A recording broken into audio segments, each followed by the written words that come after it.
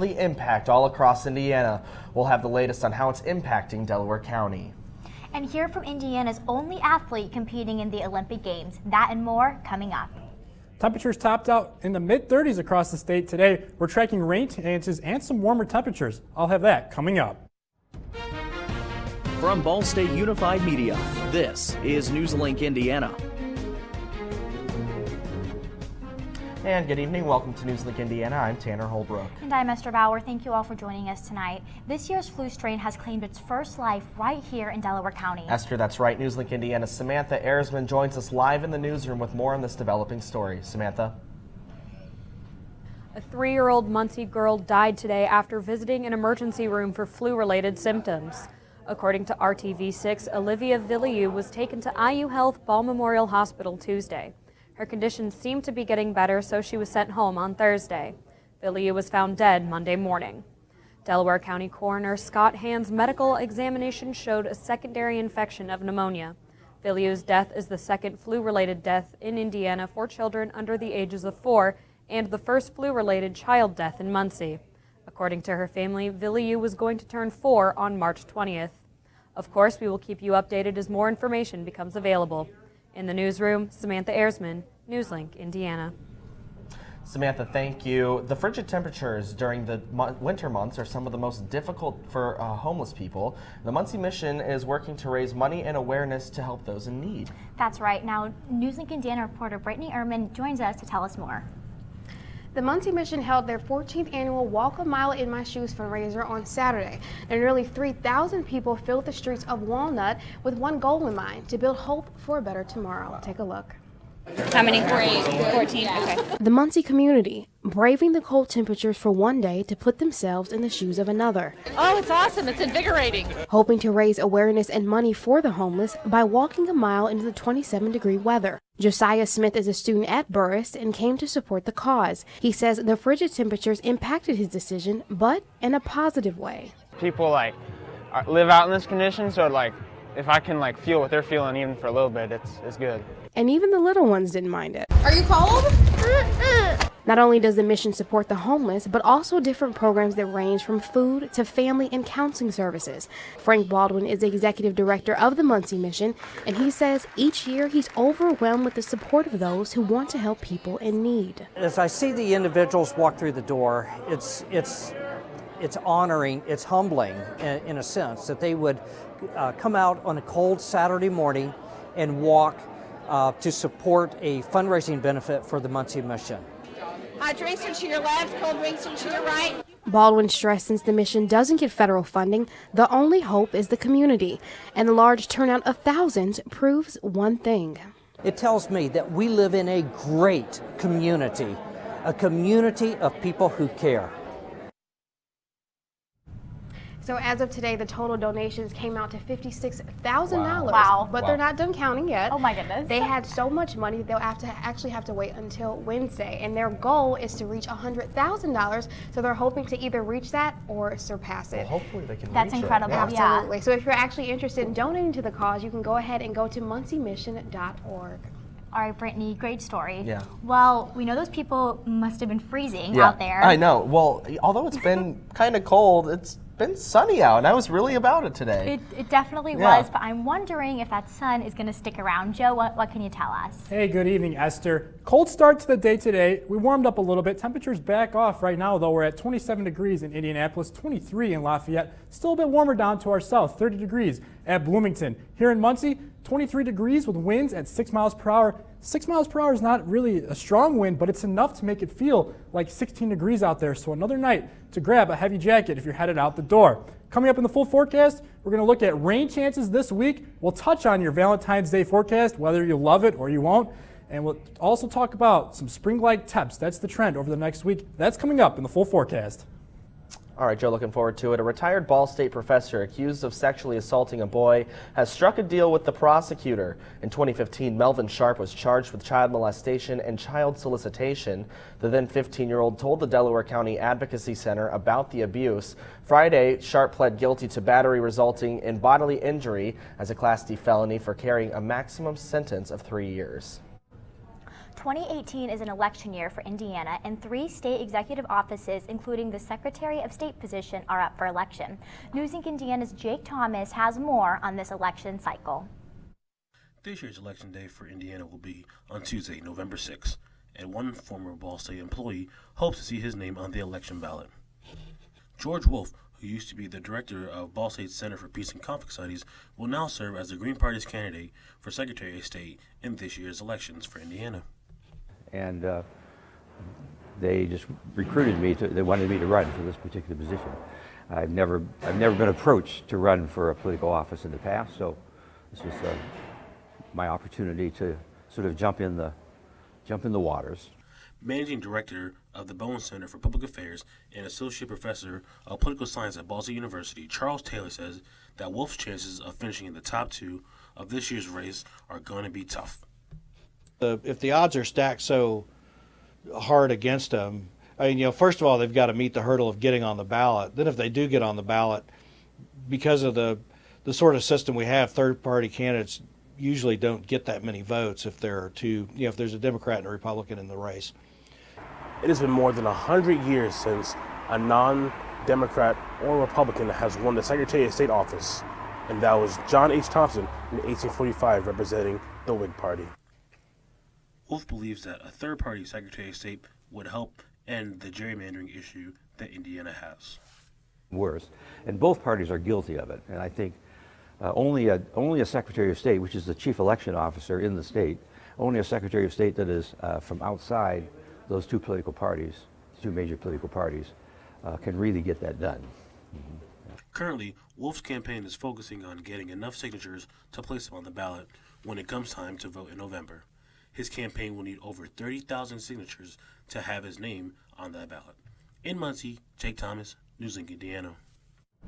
All right, well, in celebration of Random Acts of Kindness Week, the Ball State Office of Institutional Diversity is asking students to take part of the Beneficence Pledge. That's right, Tanner. Now, part of that pledge is to treat each person in the Ball State community with civility, courtesy, compassion, and dignity, and to respect and learn from differences in people, ideas, and viewpoints. Diversity Office Secretary Lisa Love says that the point of taking the pledge is to have the students, faculty, and staff celebrate the differences of those in the Ball State community. We love the fact that Random Acts of Kindness Week came at such an opportune time that we were able to take our Beneficence Pledge Drive and marry the two together. And you can sign the pledge in the atrium tomorrow from 11 a.m. to 1 p.m. and on Friday at the same time in the Student Center. Awesome, great story for sure. Well, after the break, we'll have more on the police officers involved in a weekend shooting. That's right, and Trump unveiled his new infrastructure plan today. We'll have that after the break. Oh! Checking your fantasy league? Nah, just my 401k statement. Nice. Where'd you find the money for that? I've just been saving a little every month. I can't seem to save anything. Well, what about all this? What about the money you're spending? What money? It's gone before I can get my hands on it. I got a pizza for a Todd. Hey, can somebody spot me? When it comes to financial stability, don't get left behind. It's 547. Get tools and tips for saving at feedthepig.org.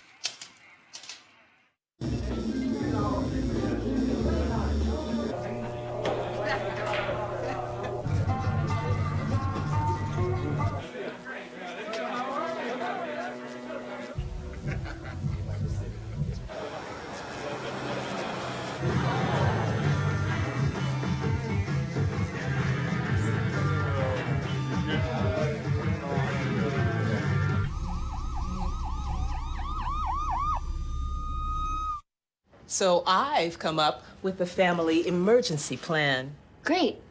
What is it? It's difficult to talk about, so I'm not telling you. How will we know what to do? You won't. I'm so glad I won't have to remember anything. And me too. Thanks for this, sweetie. Talk to your kids about who to call, where to meet, what to pack. Visit ready.gov/kids for tips and information. So, I just moved in with his family, and it's embarrassing. The little one, he likes to go outside and crawl around in the giant litter box. I don't know what he's doing. I mean, I was born and I knew how to use the litter box. Look at that. That's disgusting. Oh, poop already! You're making me nervous. Oh, okay, I can't look at this anymore. I really hope he grows out of this, for his sake. Welcome back to NewsLink Indiana. The White House's $1.5 trillion plan to fix America's infrastructure will be funded with only $200 billion of federal spending, with the rest of it coming from state and local governments. That's right, Tanner. But how will the federal government pay for its portion? Omar Jimenez reports from Washington. President Trump unveiling his long-projected plan to improve the nation's aging infrastructure. We're trying to build roads and bridges and fix bridges that are falling down. The president flanked by governors, mayors, and other local and state officials at the White House Monday. The people in this room really understand better than most, probably, hopefully better than anybody, that the problem the states have and local leaders have with funding the infrastructure is horrendous. The plan turned $200 billion federal dollars into $1.5 trillion by leveraging local and state dollars as well as the private sector, all meant to fix things like roads and bridges and bring broadband internet access to more areas outside major cities. Not only thank you on a rural initiative for transportation, but particularly for broadband. We'd love to have, whether it's white spaces, fiber networks, you name it. Half of the federal money, $100 billion, would go directly to local governments. Another $20 billion would go toward large-scale projects. $50 billion would go to projects in rural areas as block grants, and the rest, $30 billion, would be spent on other existing infrastructure programs. Another priority, streamlining the approval process for getting federal permits for projects. Democrats are skeptical of the cost. How are we really going to find any more money? How much more debt do we have to put the American people in? The plan is part of the president's new $4 trillion budget proposal, delivered to Capitol Hill this morning. In Washington, I'm Omar Jimenez. Now, over the weekend, House Democrats released their own infrastructure proposal, which calls for making 5 times more federal funding available. Well, an Ohio community is mourning the death of 2 police officers killed in the line of duty. Westerville police escorted the bodies of officers Eric Joering and Anthony Morelli from the Franklin County Coroner's Office Monday. People lined the streets to watch the police procession. 3 vigils have been planned for the officers, while funeral arrangements have not yet been announced yet. Joering and Morelli were fatally shot Saturday as they entered an apartment after responding to a domestic abuse call. Officials say the suspect, Quentin Lamar Smith, was taken into custody and is currently in the hospital. Russian investigators say they have recovered both flight recorders from a plane that crashed near Moscow on Sunday. The plane had just taken off from Moscow when it disappeared from the radar. Fred Pleitigin has this report from the crash site. In the afternoon hours of Sunday, they say that so far they've recovered both the flight data recorder and the cockpit voice recorder. And as far as the cockpit voice recorder is concerned, they say that it is in what they call satisfactory condition, which means that they hope that they will be able to get some very valuable information from that device and the other one as well. Now, of course, they're saying they want to find out as fast as possible what exactly happened to that plane. Apparently, there are still 600 people working in the debris field trying to find extra clues. The Russians have also widened the search area, and they're now using helicopters to see if they can discover any more plane parts or anything else that would offer any sort of clues as to what happened to that plane.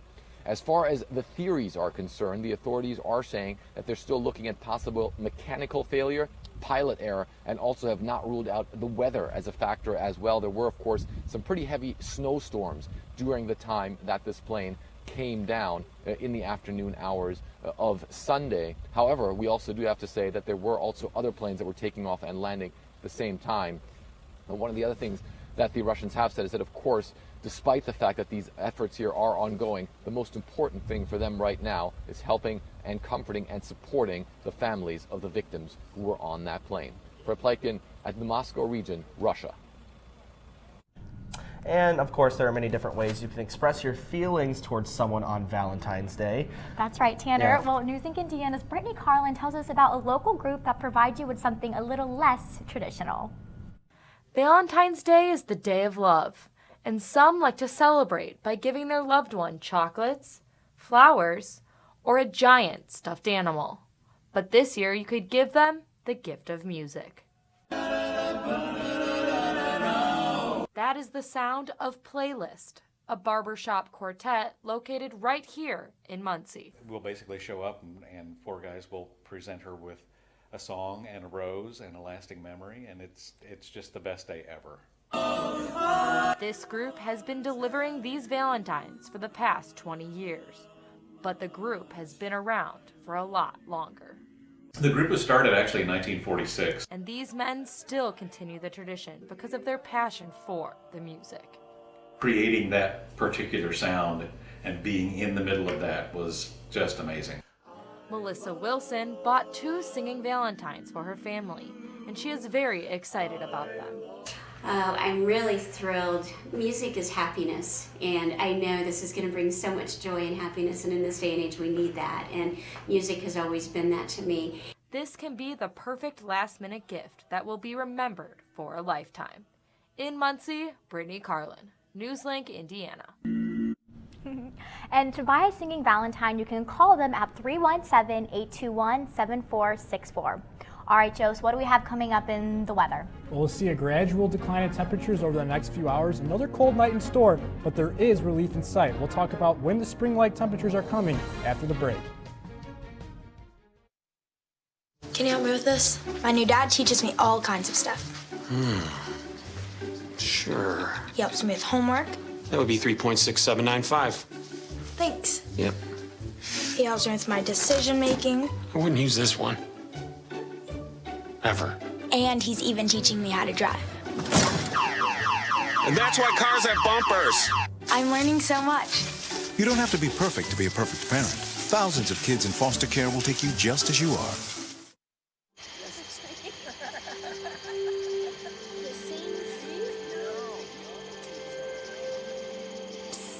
They're coming. Places, everybody. Light check. 1, 2, 1, 2. Everything looks good on our end. And lights. Come alive with the forest. Visit discovertheforest.org to find a forest near you.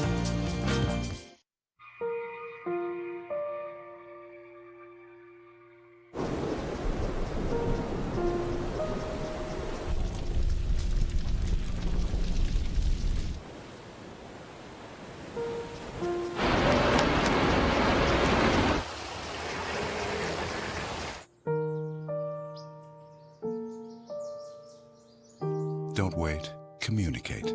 Make your emergency plan today.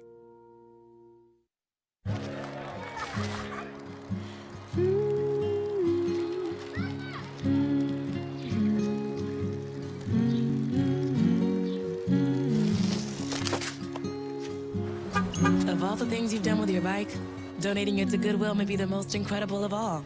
Your donations help fund job placement and training for people in your community, which means your stuff can be more powerful than you think. Goodwill. Donate stuff, create jobs.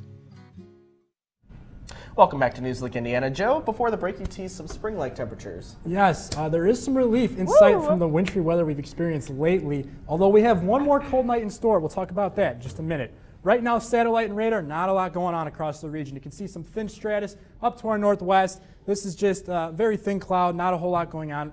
If we had some thicker clouds in place, we could see temperatures sit a little bit warmer tonight, but because there is no cloud cover, temperatures are going to cool off a bit as we head over the next few hours. Right now, we're sitting at 27 degrees in Indianapolis, 23 in Lafayette, 23 also in Champaign. Still a little bit warmer, though, 30 degrees to our south in Bloomington. Right now here in Muncie, we're under clear conditions, sitting at 23 degrees. The wind's at 6 miles per hour. 6 miles per hour doesn't seem like a lot, but it's enough to make it feel like a cool 16 degrees out there. So in short, you're headed out tonight, just grab a few extra layers. I know we've been warm, we've had some warm spells over the last few days, but this is one more cold night in store. And as you can see here, it's going to feel like we're in the low teens as you head out tonight. If you're going out late to the library around midnight tonight, 14 degrees is what it's going to feel like outside. It is one more cold night in store, but there is relief on the way. That's coming up. So tonight we'll drop down to 16 degrees for the low temperature. Clear and cold night here, so a calm night for Central India, but again, a cold one. Tomorrow, we start a warm-up trend. 42 degrees for your high temperature, mostly sunny conditions. Notice the winds still at 5 to 10 miles per hour, so still a calm day around here, a nice mild February day. Now, over the next 5 days, we'll see temperatures slowly increase. 50 degrees here for your Wednesday, for your Valentine's Day. 56 degrees here, almost 20 degrees above that average temperature of 37 degrees. So we're warming up midweek. It's going to feel much more spring-like. That being said, those warm temperatures are going to be complemented by rain chances. 30% chance of rain here for Wednesday later in the day. A 60% chance of rain here on Thursday. That looks to be the most likely day. So let's time out those rain chances for you. You wake up at 9 a.m. on Wednesday, you'll see some mostly cloudy conditions, partly cloudy to mostly cloudy. Clouds will build throughout the day on Wednesday. As those clouds build, I think we'll be mostly dry as we head through your early evening plans on Wednesday, but if you're heading out later with your Valentine's Day plans, any date plans later in the day on Wednesday, you could see some showers around. I know this model is not really picking up on it right now, but I do think that we're going to see some showers increase in coverage as we head through the night. Wednesday, you can see here around 9 o'clock, areas south of the I-70 corridor are primarily influenced by this shower coverage. I do think there will be a chance for some showers around Wednesday night. The bigger chance for rain comes here on Thursday. So showers move out Wednesday night. We're under cloudy conditions when you wake up on Thursday. Chances are we'll see rain move into the area after about the noon hour on Thursday. And check that out. That's going to be some pretty heavy rain that's falling in eastern Indiana here for Thursday. We can't rule out the chance for some thunder associated with that. So maybe a thunderstorm here, a February thunderstorm, pretty rare around here, especially with all the winter weather we've experiencing lately. The 7-day forecast, we're talking about spring-like temperatures, 50 degrees here for Wednesday for your Valentine's Day. Rain chances here for Thursday, along with those warmer temperatures. We're cool on Friday. We warm through the weekend. We'll see sunny conditions here on Saturday. The next big storm chance we're tracking is here for Monday. We'll be sitting at 51 degrees, but again, that's complemented by the rain. I think a lot of you guys out there, especially you, Tanner, you're probably ready to see those 50s back on the map. Yeah, ready to see those 50s. All right, Joe, thank you very much. DeMarcus, what do we have coming up in sports? Well, guys, the Ball State gymnastics team competed yesterday. We have a recap of that. And also, we'll see how Indiana's lone Olympic competitor is feeling about his chances at a medal. All that after the break. Here's to the things that can keep us safe. Those we use all the time with hardly a thought. Those that are silently standing by to save our lives. And now, those that we carry with us everywhere we go. Many mobile devices will now bring you wireless emergency alerts, real-time information directly from local sources you know and trust. With the unique sound and vibration, you'll be in the know, wherever you are.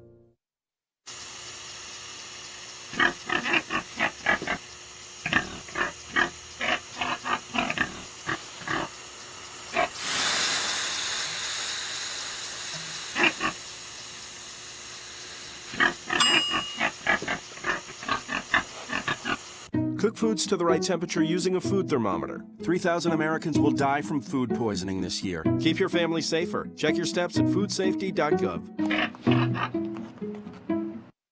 So, I got this new family, and I don't know what it is about this one, but she can't seem to put down that toy all day long. Tap, tap, tap, tap. Oh, and she even talks to it. She talks to that more than she talks to him. What's up, bro? Nice shirt. Who's she talking to? Her mom? She talks to her mom a lot. You wanted to be a teacher when you were little, but things changed. Teaching didn't seem that cool anymore, so you decided to become something else. But what would your 12-year-old self say? Amazing things are happening in teaching, so it's time to put it back on your list. Don't try to convince yourself otherwise. You had it right the first time.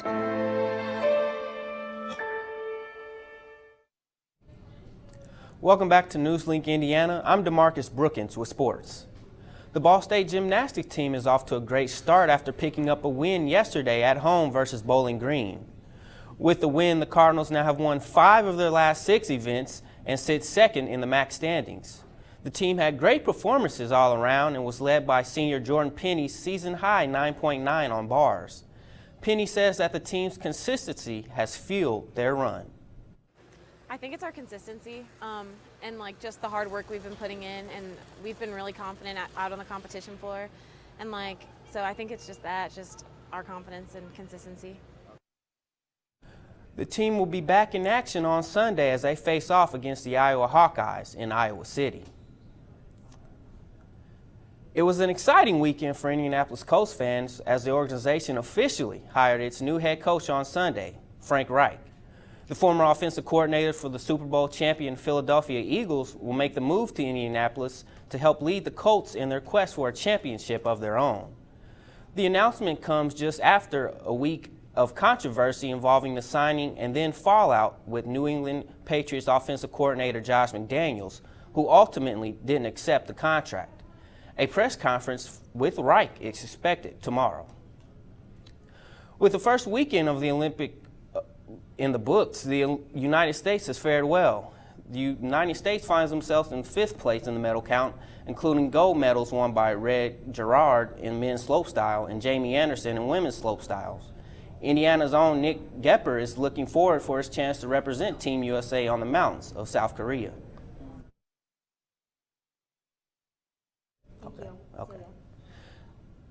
Gepper will compete on February 18th at Phoenix Snow Park in Pyeongchang.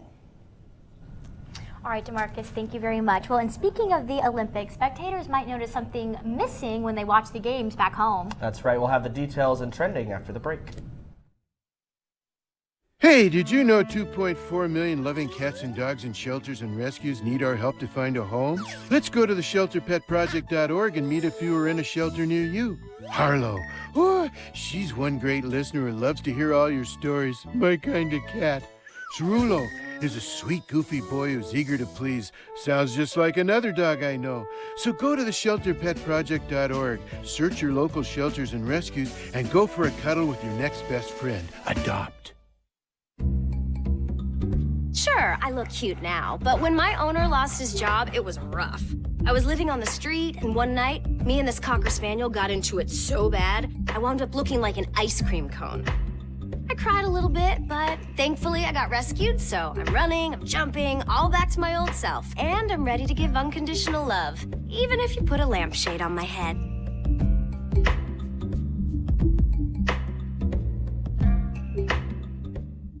There's one thing you can never have sex without. It's not something you buy. Or something you take. In fact, there's only one way to get it. It has to be given to you, freely.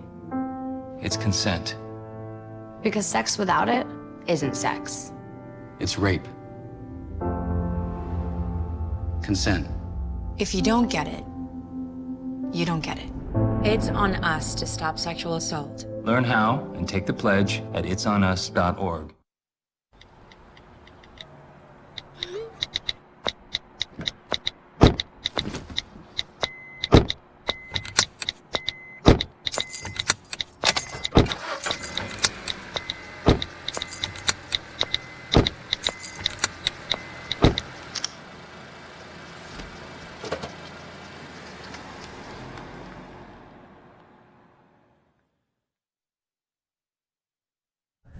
Welcome back to NewsLink Indiana. Time to take a look at items that are trending now. That's true. Terrence, how are we doing tonight? Hey guys, we're doing well. Got 2 stories in for you guys, so let's take a look, shall we? Looking forward to it. So the Winter Olympics fans may not see any McDonald's ads in this year's Olympics. So the fast food chain announced in June that it will end the long-running partnerships with the International Olympic Committee. The sponsorships were supposed to last up until 2020.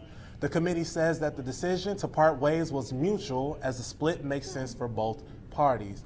So guys, who do you think will take over the sponsorship now? What food chain? Well, I would be hoping Taco Bell because it's my favorite fast food, but let's move along. Let's take a look at what Barack and Michelle Obama are doing. All right, well, Barack and Michelle Obama were back in the spotlight, and it had nothing to do with politics, but everything to do with art. So, the former first couple official portraits were unveiled today at the Smithsonian National Portrait Gallery. These are the first presidential portrait created by African-American artists. Kehinde Wiley created Barack Obama's portrait by having him in a seated position, arms folded with a greenery background. Michelle Obama's portrait, which was created by Amy Sherrill, features her sitting down wearing a geometric pattern dress against a light blue background. Terrence, awesome stories. Thank you so much. All right, Joe, can we get one last final look at the weather? Temperatures warm up through midweek. We see rain chances here for Thursday. A cool weekend, but then we warm up to start next week. All right, Joe, thank you. Well, that's all tonight for NewsLink Indiana. Be sure to watch tomorrow night right here at 9 p.m. on Cardinal Vision or on BallStateDaily.com. And be sure to like us on Facebook and follow us on Twitter. Have a great night.